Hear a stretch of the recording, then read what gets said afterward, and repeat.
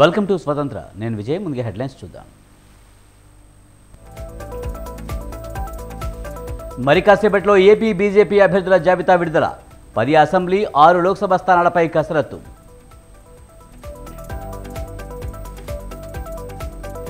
Visakha drugs కేసులో CBI దర్యాప్తు ముమ్మరం. సంధ్య ఆక్వా యాజమాన్యం కాల్ డేటాపై special focus.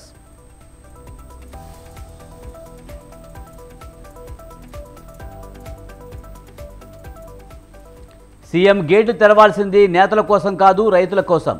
Revanth సర్కార్పై Harish Rao fire.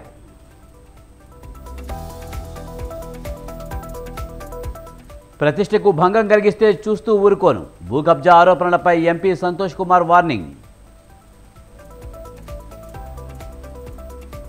ప్రధాని మోదీ నివాసంలో బీజేపీ ముఖ్య నేతల భేటీ. లోక్సభ అభ్యర్థుల 5వ జాబితాపై చర్చ.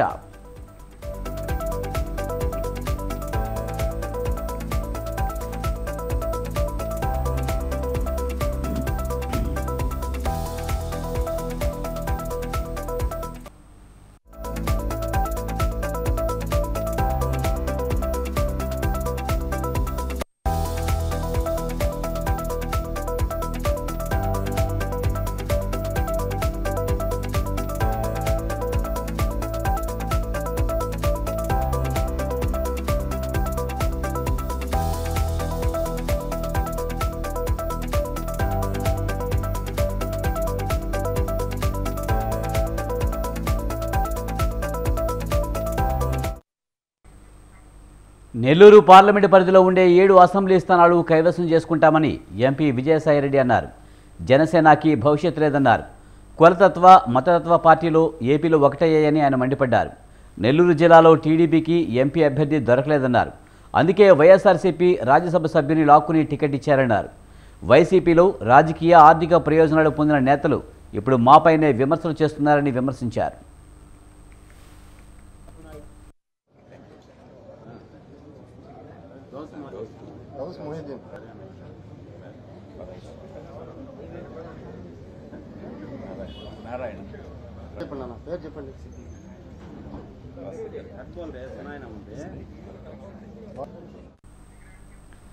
టీడీపీ నేతలు వీధి రౌడీలు చిల్లర మనుషుల్లాగా ప్రవర్తిస్తున్నారని అన్నారు.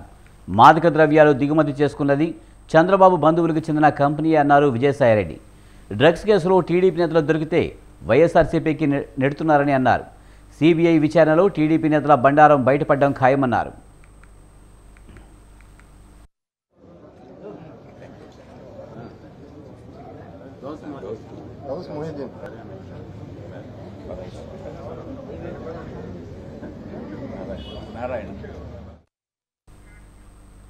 చంద్రబాబు సామాజిక వర్గానికి చెందిన చాలామంది నేతలు బీజేపీకి ఎలక్టోరల్ బాండ్స్ ఇచ్చారని అన్నారు విజయసాయిరెడ్డి. బ్రెజిల్ అధ్యక్షునికి అభినందనలతో ట్వీట్ పెడితే దాన్ని కూడా తప్పుగా చిత్రీకరిస్తున్నారని ఆగ్రహం వ్యక్తం చేశారు. నాయుడిని ఒక నాయకుడిగా నేను పరిగణించట్లేదు. 14 సంవత్సరాలు ముఖ్యమంత్రిగా పనిచేసినటువంటి చంద్రబాబు నాయుడు చేయాల్సినటువంటి విమర్శన ఇది. పట్టాభినో చట్టాభినో ఎవడో అసత్య రమణారెడ్డి అని ఒకడు ఉంటాడు ఆను. ఇటువంటి వాళ్ళ చేత ఇటువంటి నిందారోపణలన్నీ చేయించడం, తను చేసిన తప్పులన్నింటినీ ఇంకా మిగతా వాళ్ళ మీద వేయడం, ఇది ఒక అలవాటుగా చంద్రబాబు నాయుడికి మారిందనని నేను చెప్తా ఉన్నా. మీకు బ్రిక్స్ అనేది తెలుసు. ఆ దాంట్లో అక్షర క్రమంలో మొదటి దేశం బ్రెజిల్. ఆ ప్రజాస్వామ్యం వేళ్లూనుకునే దిశలో ఇప్పుడే ఉంది. రీసెంట్ గా ఎన్నికలు జరిగాయి. నాకున్న అలవాటు ఏందనంటే, ఒక పార్లమెంటరీ పార్టీ నాయకుడిగా 31 పార్లమెంటు సభ్యులు ఉన్నటువంటి నాయకుడిగా ఏ దేశంలో ఎక్కడ ఎన్నికలు జరిగినా ఎవరు అధికారంలోకి వచ్చినా వాళ్ళని అభినందించడం అన్నటువంటిది ఒక సాంప్రదాయం, ఒక మంచి సాంప్రదాయం. దాని ప్రకారం మామూలుగా ట్వీట్ పెడతాం. దాన్ని కూడా బ్రెజిల్ అధ్యక్షుడికి ట్వీట్ పెట్టాను కాబట్టి ఈ మాదక ద్రవ్యాలతో సంబంధం ఉందన్నటువంటిది చంద్రబాబు నాయుడు చేసేటటువంటి ఆరోపణ చంద్రబాబు నాయుడు దిగజారుడుతనానికి నిదర్శనం. చంద్రబాబు నాయుడిని ఒక నాయకుడిగా నేను పరిగణించట్లేదు.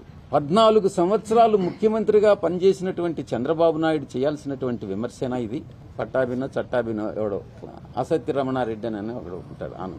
ఇటువంటి వాళ్ళ చేత ఇటువంటి నిందారోపణలన్నీ చేయించడం, తను చేసిన తప్పులన్నింటినీ ఇంకా మిగతా వాళ్ళ మీద వేయడం, ఇది ఒక అలవాటుగా చంద్రబాబు నాయుడికి మారిందనని నేను చెప్తా ఉన్నా. నెల్లూరు పార్లమెంటు పరిధిలో ఉన్నటువంటి 7 అసెంబ్లీ స్థానాల్ని వైఎస్ఆర్సీపీ కైవసం చేసుకోబోతా ఉంది. జనసేన పార్టీ ఏ ప్రాతినిధ్యం లేనటువంటి అసెంబ్లీలో గాని పార్లమెంటులో గాని ఏ ప్రాతినిధ్యం లేనటువంటి ఒక చిన్న రాజకీయ పార్టీ. ఆ పార్టీకి భవిష్యత్తు లేదు. ఆ పార్టీ వేరే పార్టీలతో అనుసంధానం అయితేనే ఏదో కొంచెం కొద్దో గొప్పో 1-2 సీట్లు వస్తాయన్నటువంటి నమ్మకంతో టీడీపీ, జనసేన, బీజేపీ ఒకటి కావడం జరిగింది. కులతత్వ పార్టీలు, మతతత్వ పార్టీలు ఒకటి కావడం జరిగింది. ఆ పార్టీ నుంచి ఈరోజు 100 మంది చేరటం, నిన్న ఆమ్ ఆద్మీ పార్టీ నుంచి 150 మంది వైఎస్ఆర్ కాంగ్రెస్ పార్టీలో నెల్లూరు జిల్లాలో మాత్రమే చేరడం, ఇవన్నీ కూడా వైఎస్ఆర్ కాంగ్రెస్ పార్టీ రాబోయేటటువంటి ఎన్నికల్లో విజయం సాధించేదానికి సంకేతం అన్నటువంటి విషయం మనకు తెలుస్తానే ఉంది. ఒక్క మాటలో ఏదో ఈ మధ్యన విశాఖపట్నంలో ఏదో సంధ్య అక్క అంట, వారెవరో కూడా నాకు తెలియదు. అక్కడ ఏదో సమ్ కంటైనర్లో మాదక ద్రవ్యాలు వచ్చాయట. ఆ మాదక ద్రవ్యాలు వచ్చిన సంగతి కూడా మనకు తెలియదు. ఆ తర్వాత వైఎస్ఆర్ కాంగ్రెస్ పార్టీ మీద, మా నాయకుల మీద, నాపైన, మా నాయకుడి పైన నిందారోపణలు మోపిన తర్వాత ఈ సంగతి ఏంది అని కానీ ఎంక్వైరీ చేస్తే అప్పుడు తెలిసింది. దీంట్లో ఉన్న వెనకనుండేటటువంటి నడిపించిన వ్యక్తులందరూ కూడా ఏ కంపెనీ పేరుతో అయితే ఈ యొక్క మెటీరియల్ వచ్చిందో వాళ్ళందరూ కూడా చంద్రబాబు సామాజిక వర్గానికి చెందినటువంటి వ్యక్తులు, టీడీపీకి చెందినటువంటి వ్యక్తులు మాత్రమే ఈ యొక్క మాదక ద్రవ్యాల వ్యాపారాన్ని చేస్తున్నారు అన్నటువంటిది. ఎదుటి వ్యక్తి మీద బురద తల్లి నిందలు వేరే వాళ్ల మీద గాని వేస్తే మేము తప్పించుకోవచ్చు అన్నటువంటి చంద్రబాబు నాయుడు సిద్ధాంతం ఎవ్వరు కూడా నమ్మరు. మోడీ గారు, బీజేపీ కూడా చంద్రబాబును నమ్మడం లేదు. ఏదో మొక్కుబడిగా ఏదో అలయన్స్ పెట్టుకున్నారే గాని బీజేపీకి నిజంగా వారి మీద నమ్మకం లేదు. ఏదో వ్యవసాయ రంగాన్ని కాంగ్రెస్ నిర్లక్ష్యం చేస్తుందని అన్నారు ఎమ్మెల్యే జగదీష్ రెడ్డి. రాష్ట్రంలో నీరు అందక చాలా చోట్ల పొలాలు ఎండిపోతున్నాయని, ప్రాజెక్టుల నిర్వహణ లోపం వల్లే ఈ పరిస్థితి ఉందని ఎద్దేవా చేశారు. నల్గొండ, ఖమ్మం జిల్లాలో పరిస్థితి ఘోరంగా ఉందన్న ఆయన గతంలో కేఆర్ఎండి అడ్డు చెప్పినా తాము పొలాలకు నీళ్లు ఇచ్చామన్నారు. ప్రభుత్వం ఇక్కడ వసూలు చేసి ఢిల్లీకి ముడుపులు కట్టే పనిలో బిజీగా ఉందన్నారు. తెలంగాణలో కాంగ్రెస్, బీజేపీ అండర్స్టాండింగ్తో అభ్యర్థులను పెడుతున్నారని తెలిపారు. ప్రజల్లో బలం లేని ఈ 2 పార్టీలు కలిసి పనిచేస్తున్నాయని తెలిపారు. కూడా అదే పద్ధతుల్లో ఇబ్బంది జరిగితే మళ్ళీ పాత పద్ధతులను చెప్పినాం. రైతాంగానికి, రైతు సంఘాలను పిలిచినాం. ప్రభుత్వం చేసే పని ప్రభుత్వం చేస్తుంది, మీరు చేసేది మీరు చేసుకోండి, పంట పొలాలను బతికించుకోండి అని చెప్పినాం. రైతులు బతికించుకోవడం కొరకు, రైతాంగాన్ని కాపాడుకోవడం కొరకు ప్రభుత్వం కొన్నిసార్లు నిబంధనలు పక్కన పెట్టైనా పనిచేస్తున్న పరిస్థితి వస్తే చేసిండు కేసీఆర్ గారు ఆ రోజు. కానీ వాళ్ళ దమ్ము లేదు. నాగార్జున సాగర్ కాలువ కట్ట మీద పోవడానికి లాగులు దడుస్తున్నాయి ఆ జిల్లా మంత్రులకు. ఇక్కడ వచ్చి మీడియా ముందట ఎగిరెగిరి పడే మంత్రులు ప్రపంచంలో ప్రతి విషయానికి ఊర్లో పెళ్లికి కుక్కల హడావుడి అని, వీళ్ళకి ఏ సంబంధం లేని విషయాల్లో కూడా ఎగిరెగిరి పడే కోమటిరెడ్డి వెంకటరెడ్డి నాగార్జున సాగర్ కట్ట మీద ఇప్పుడు తుమ్ము ఎడమకాలం తుమ్ము తీసి నీళ్ళు తీసుకురానికి దమ్ముంటే అది సోయి లేదని చేత కాదు. నిద్ర నటిస్తున్నాడు. 10 రోజులుగా నేను పొలాల గట్లెంబడి తిరుగుతుంటే, ఎండిపోయిన పొలాలు చూస్తూ తిరుగుతుంటే నిద్ర నటిస్తున్నాడు. తేలుగుట్టిన దొంగలాగా తప్పించుకు తిరుగుతున్నాడు. ఉత్తమ్ కుమార్ రెడ్డికి ఉత్తదే పరిజ్ఞానం లేని ముచ్చట. పైగా నీళ్ల మంత్రి, సొంత నియోజకవర్గంలో ఎండిపోతున్నాయి. ఒకవైపు గోదావరిలో, ఇంకోవైపు మరోవైపు కవిత కేసుపై కేంద్ర మంత్రి కిషన్ రెడ్డి తన దగ్గర ఆధారాలు ఉన్నాయని అంటున్నారు. ఈడీ కిషన్ రెడ్డిని కూడా పిలిచి విచారణ చేయాలని కోరారు. గతంలో కవితను విచారణ చేసి ఏమీ తేలలేదని చెప్పారన్న ఆయన ఇప్పుడు ఎన్నికలు వస్తున్నాయి కాబట్టి కవితను అరెస్టు చేశారన్నారు. ఉసుగొలిస్తేనే ఈ ఈడీ కేసులో అయితే ఏముంది? ఆ కేసులో 2 సంవత్సరాల పైగా విచారణ చేసి వీళ్ళే విచారించి వీళ్ళే వదిలేసి, కవితమ్మను గతంలోనే వారం రోజులు 10 రోజులు విచారణ చేసి తీసుకుపోయి ఇవాళ ఏ ఆధారం లేదని వదిలేసింది. ఇవాళ ఎన్నికలు వచ్చిన సందర్భంలో ఈ దేశంలో బీజేపీకి వణుకు పుడుతుందంటే కేవలం కేసీఆర్, కేజ్రీవాల్ చూసి. అందుకే ఇద్దరిని బంధించాలి, ఈ ఇద్దరిని ఇబ్బందులు నెట్టాలి, ఎన్నికల్లో దొంగదారులు బయటపడాలి. దాని కొరకు తయారు చేసిన కేసు తప్ప ఇంకోటి కాదు అని స్పష్టంగా అర్థమైంది. మొన్నటి వరకు మొన్ననే చెప్పిండు మీ అందరి సాక్షిగా, ఆ కేసుకు తెలంగాణకి ఏం సంబంధం అని మాట్లాడినోడు నిన్న మళ్ళీ మాట మార్చి ఎందుకు కేసు మేము విచారణ చేస్తా, నిరూపిస్తా. నేను ఈడీని డిమాండ్ చేస్తున్నా, కిషన్ రెడ్డిని కూడా విచారించండి. ఎందుకంటే నా దగ్గర ఆధారాలు నేను మాట్లాడండి. ఆధారాలు ఉండి 2 సంవత్సరాల నుంచి ఎందుకు చెప్పలేదు కిషన్ రెడ్డి? ఇందులో మతలబేంది? కిషన్ రెడ్డి కూడా భాగస్వామ్యం ఉందా? ఒకవేళ జరిగితే అక్కడైనప్పుడు ఎందుకు ఇవ్వలే ఆధారాలు ఉండి 2 సంవత్సరాల నుంచి? ఈడీ ఆధారాలు దొరకనే కదా కొట్టుకుంటుంది కింద మీద. ఏ ఆధారాలు లేకనే కదా ఎలా పార్టీ అధికారం కోల్పోయిన బీఆర్ఎస్ అధినేత కేసీఆర్ వైఖరిలో మార్పు రాలేదా? ఓటమితో నైరాశ్యంలో ఉన్న కేడర్ను తట్టి లేపాల్సిన బాసే ఫామ్ హౌస్కు పరిమితమవుతున్నారా? తన వ్యవసాయ క్షేత్రంలోనే సమావేశాలు పెడుతుండడంపై గులాబీ వర్గాలు ఏమంటున్నాయి? పార్లమెంటు ఎన్నికల దగ్గర పడుతున్న తెలంగాణ భవన్లో సందడి కరువైందా? Watch the story.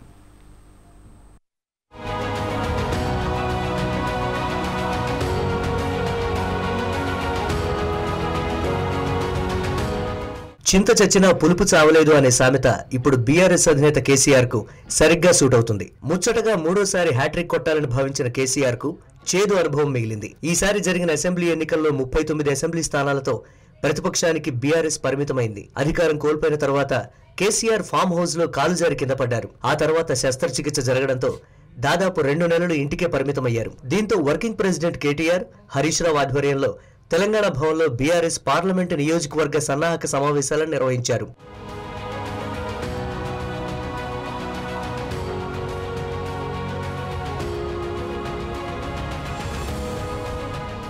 కేసీఆర్ శస్త్రచికిత్స నుండి కోలుకున్న తర్వాత అసెంబ్లీలో ఎమ్మెల్యేగా ప్రమాణ స్వీకారం చేశారు. ఆ తర్వాత నల్గొండలో జరిగిన బహిరంగ సభలో పాల్గొన్నారు. లోక్సభ ఎన్నికలకు సంబంధించి తెలంగాణ భవన్ వేదికగానే కరీంనగర్, పెద్దపల్లి, ఖమ్మం, మహబూబాబాద్, మహబూబ్ నగర్, నాగర్ కర్నూల్ పార్లమెంటు నియోజకవర్గాల ముఖ్య నేతలతో సమావేశం నిర్వహించారు. మిగతా లోక్సభ నియోజకవర్గాలకు సంబంధించి నందీనగర్లోని తన నివాసంలో సమావేశాలు జరిపారు. లోక్సభ ఎన్నికలకు సెంటిమెంట్ గా కరీంనగర్లో కథన పేరుతో బహిరంగ సభను నిర్వహించారు.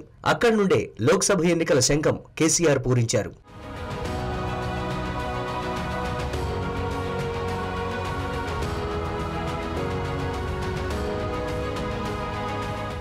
ఇక అధికారంలో ఉన్న సమయంలో కేసీఆర్ ఎక్కువగా తన ఫామ్ హౌస్ లోనే ఉండేవారు. అక్కడి నుండే పాలనా వ్యవహారాలను నడిపారు. రాజకీయ వ్యూహాలను సైతం ఖరారు చేసేవారు. దీంతో సీఎం గా ఉన్న సమయంలో ప్రతిపక్షాల నుండి కేసీఆర్ తీవ్ర విమర్శలు ఎదుర్కొన్నారు. సెక్రటేరియట్ కు రాకుండా ఫామ్ హౌస్ నుండే పాలన సాగిస్తున్నారని కాంగ్రెస్, బీజేపీ పార్టీలు విమర్శలు సంధించాయి. అసెంబ్లీ ఎన్నికల్లో ప్రతిపక్ష పార్టీలకు ఫామ్ హౌస్ అంశం ప్రధాన అస్త్రంగా మారింది. కేసీఆర్ ను మళ్లీ గెలిపించిన ఫామ్ హౌస్ కేంద్రంగా పరిపాలన చేస్తారనే ఆరోపణలు చేయడంతో ప్రజలు బీఆర్ఎస్ ను ప్రతిపక్ష స్థానానికి పరిమితం చేశారని బీఆర్ఎస్ వర్గాల్లో టాక్ నడుస్తోంది.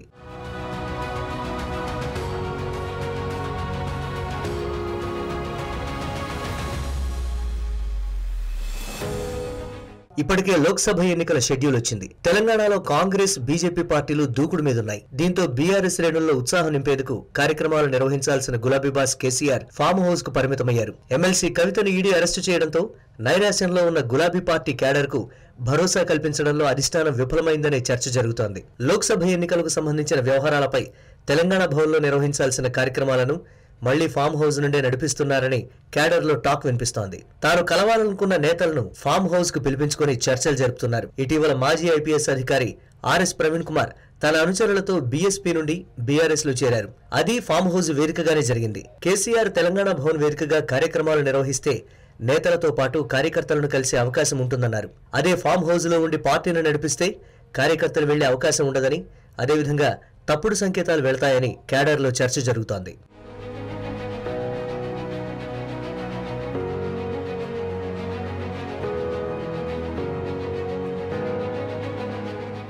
ఇంకా అధికారంలో ఉన్నామనే భ్రమల్లో క్యాడర్ కు దూరమైతే అసలుకే మోసం వస్తుందని గులాబీ వర్గాల్లో చర్చ నడుస్తోంది. ఇప్పటికైనా తమ బాస్ లో మార్పు వస్తుందా లేదా అన్నది చూడాలంటున్నారు పార్టీ క్యాడర్.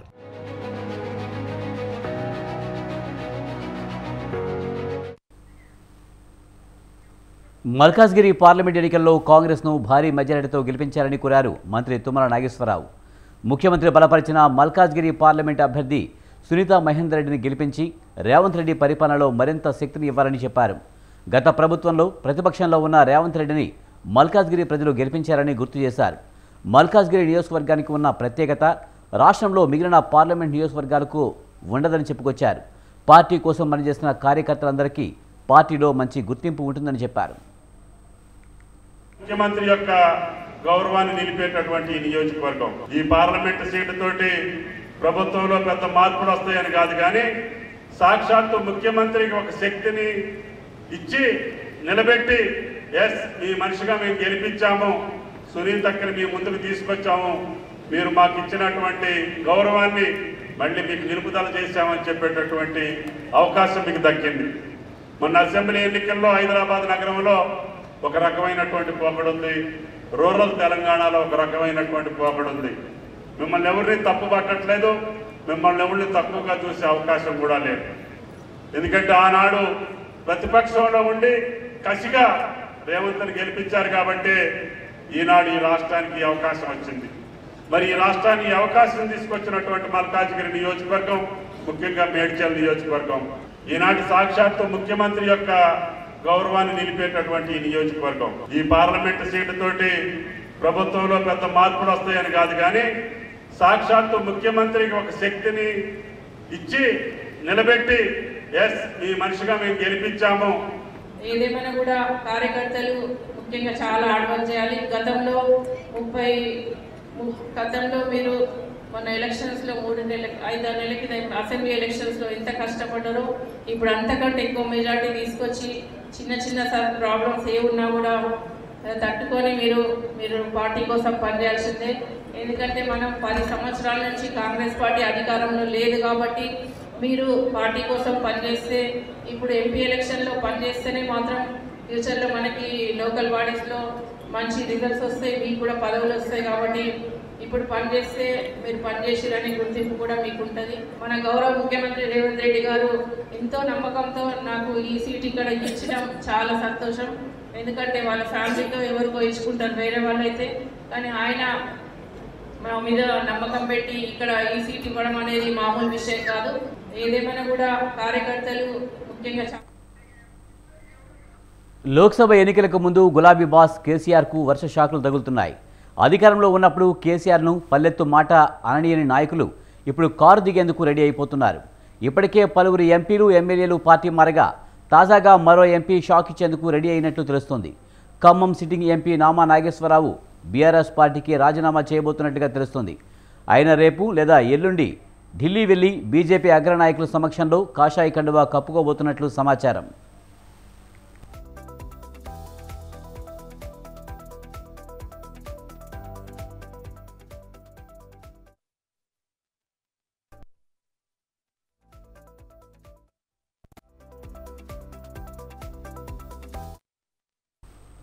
కేసీఆర్ ఇప్పటికే 17 ఎంపీ స్థానాలకు గాను 16 స్థానాల్లో తమ అభ్యర్థులను ప్రకటించారు.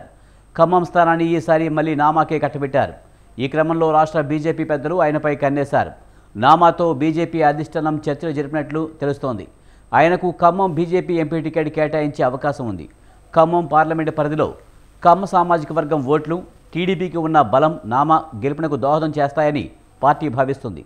దీంతో అయితే ఇటీవలే ఖమ్మం బీజేపీ టికెట్ ఆశించి ఆ పార్టీ తీర్థం పుచ్చుకున్న జలగం వెంకట్రావుకు టెన్షన్ మొదలైనట్లుగా తెలుస్తోంది.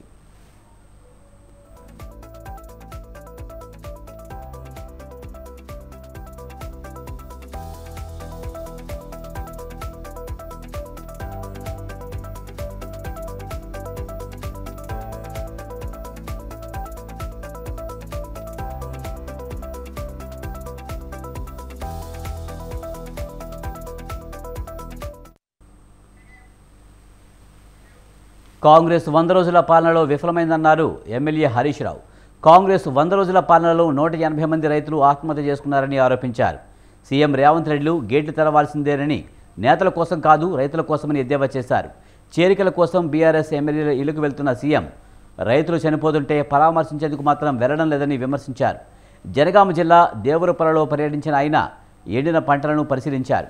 ఎకరానికి 25,000 నష్టపరిహారం ఇవ్వాలని డిమాండ్ చేశారు. సీఎం మంత్రులు రైతుల వద్దకు వెళ్లి వారిలో ఆత్మవిశ్వాసం కల్పించాలని కోరారు.